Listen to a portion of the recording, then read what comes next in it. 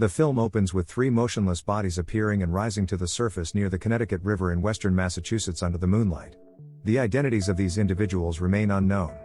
Following this, we see Detective Thomas, who works in Homicide, waiting at South Station at the Boston airport to welcome his daughter Emma Craven back home. Thomas is a single father and has been solving homicide cases in Boston for a long time. Emma, his only child, is 24 years old. After buying some snacks, Thomas finds Emma ready at the airport. Just as they are about to leave, Emma vomits, causing concern to Thomas. Emma reassures him that she's fine, and they head home. Despite his joy at seeing his daughter, Emma's health suddenly deteriorates. At home, Emma and Thomas decide to have a pleasant dinner. While Thomas prepares the meal, Emma waits at the dining table. She experiences another nosebleed and begins vomiting, causing worry and tears. Thomas tries to comfort her, and Emma urgently asks to see a doctor, suspecting she may have ingested poison. She insists on going to the hospital immediately, revealing that she has something important to tell her father. As they leave the house to rush to the hospital, a masked gunman suddenly appears and shouts "Craven." When Thomas and Emma turn around, the gunman shoots Emma with a shotgun, fatally wounding her before fleeing. Thomas tries to save his daughter, but she dies in his arms. Thomas's world shatters as he loses Emma. It's unclear if the masked man was targeting Thomas or Emma. Now, as a single father with no one left, Thomas is completely alone, grieving as he holds his daughter's lifeless body. The next day, the police come to Thomas's home suspecting that someone wanted to harm him but mistakenly killed his daughter. While wiping his face with a towel, Thomas notices his daughter's blood stains on it. Touched by grief, he keeps the towel as a precious memento of Emma. Overwhelmed by Emma's absence, Thomas explores her room, longing for her. In her room, he finds Emma's phone, which starts ringing suddenly. Upon answering, he only hears silence on the line, finding it strange but not returning the call. Consumed by shock and grief, Thomas continues to be haunted by memories of his daughter. The next morning, he goes back to the police station, determined to help uncover the truth behind the attack aimed at him. He requests the forensic team to extract contact numbers from Emma's phone, even though his senior officer advised him to take leave. Thomas is determined to personally conduct the investigation and seeks answers. Visiting the doctor who conducted Emma's post-mortem, he inquires about the cause of death, learning it was a bullet wound. At the medical examiner's office, Thomas asks for scissors to take a lock of Emma's hair as a keepsake. Later, he scatters Emma's ashes on the beach before returning home and finding her company ID card in her bag, indicating her employment at the Northmore Company. In her room, Thomas discovers a .45 pistol hidden in a drawer of her nightstand. The finding raises suspicions that someone may have been targeting Emma all along. Upon tracing the gun's serial number, he identifies it as registered to a person named David Burnham. Convinced that David may have called Emma the night before, Thomas decides to visit him. Upon arriving at David's house and knocking on the door, David becomes wary and grabs a knife. Thomas cautiously enters, but David abruptly slams the door on his hand, causing the gun to fall. After a brief struggle, Thomas successfully subdues David. He interrogates David, only to discover that David is Emma's romantic partner. He questions David about why he gave the gun to Emma, suspecting that she might have been in danger due to someone lurking in the shadows. However, David remains tight-lipped, citing that he is also under surveillance. He locates some of Emma's personal belongings in David's possession, including her house keys, which David hands over before urging Thomas to depart. It comes to light that both David and Emma were former colleagues at the same company. David expresses fear of repercussions from the Northmore Company. Before leaving, Thomas offers his contact details to David, should he ever require assistance. Realizing David's reticence, Thomas resolves to visit Emma's residence, pondering the reasons for her carrying a gun. Inside Emma's home, Thomas stumbles upon a Geiger counter, a device used to detect radiation. Upon further investigation, Thomas makes a startling discovery that a lock of Emma's hair is radioactive. Meanwhile, a man named Darius Jedberg receives intel from his source implicating Northmore in illicit nuclear weapons production overseen by an individual named Jack. It appears that Emma may have stumbled upon this damning revelation and intended to expose the truth. Contrary to the police's theory that Emma's demise was linked to a vendetta against her father, the truth seems more intricate. It emerges that Emma uncovered Northmore's clandestine production of nuclear weaponry, utilizing foreign materials at the research and development facility contracted by the US government and under Jack's leadership. The weapons were meant to be associated with other countries if the US used them as dirty bombs, and maybe Northmore orchestrated Emma's death to make it look like the killer targeted Thompson.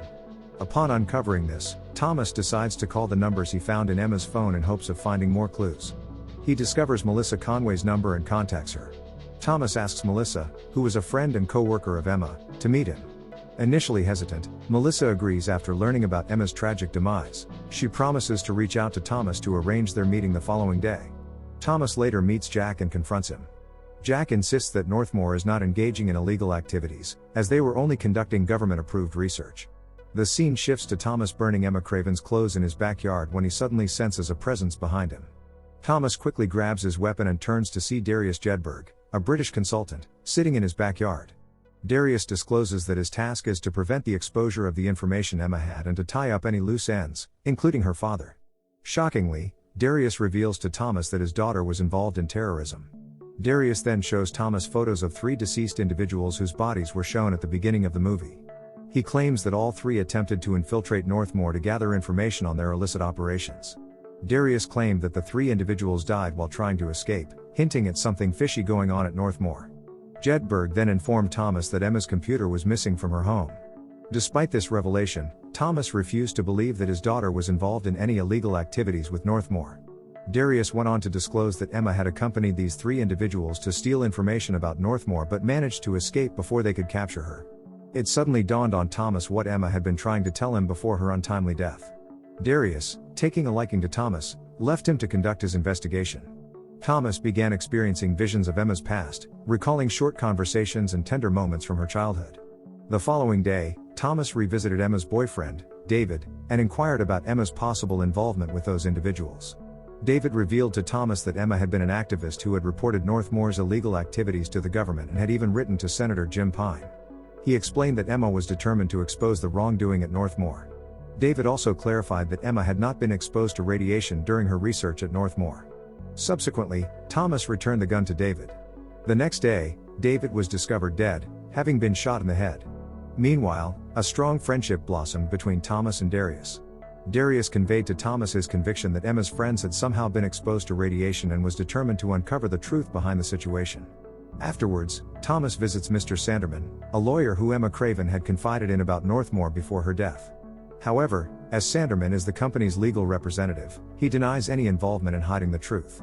When Thomas questions him about it, Sanderman firmly rejects the accusations. Failing to gain any useful information from Sanderman, Thomas meets Melissa, one of Emma's friends in the activist group. Melissa discloses that Jack, the owner of Northmore, had become suspicious of Emma. She had shared her concerns with Melissa, suspecting that she was being poisoned by Jack.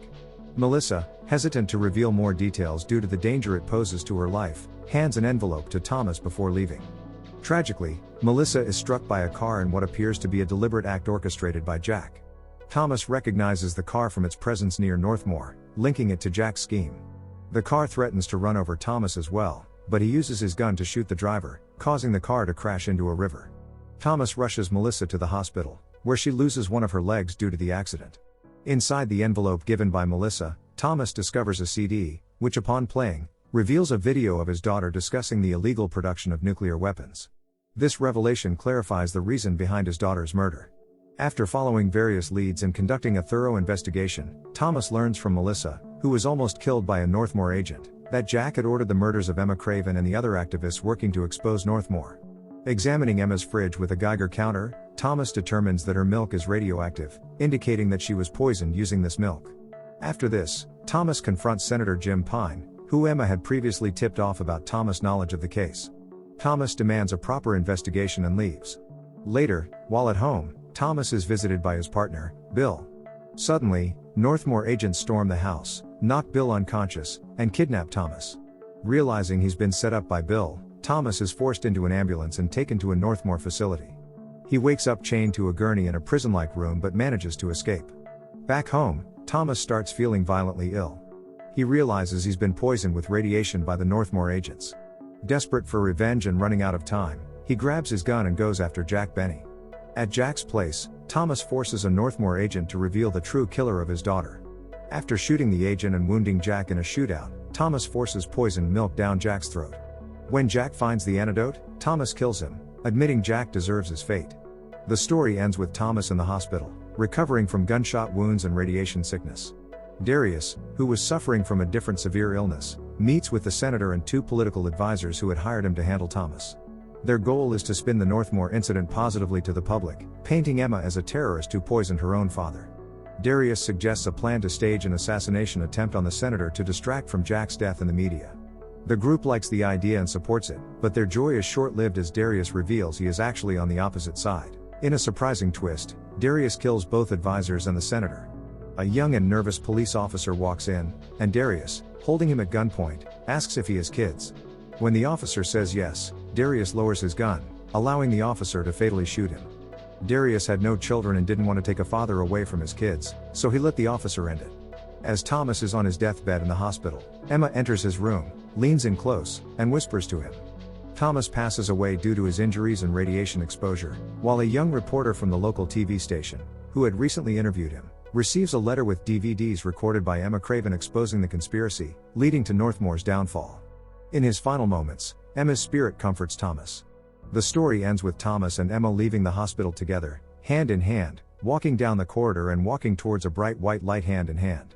Don't forget to subscribe and turn on the notification bell if you want to watch more videos like this. Thanks and see you again soon. Take care.